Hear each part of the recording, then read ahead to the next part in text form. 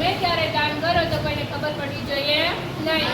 જેવી રીતના ભીખા શેઠે દાન કર્યું છે કે તમે ગમે ત્યારે તેવી રીતે કે ગામના લોકો સામે આપણે દાન કર્યું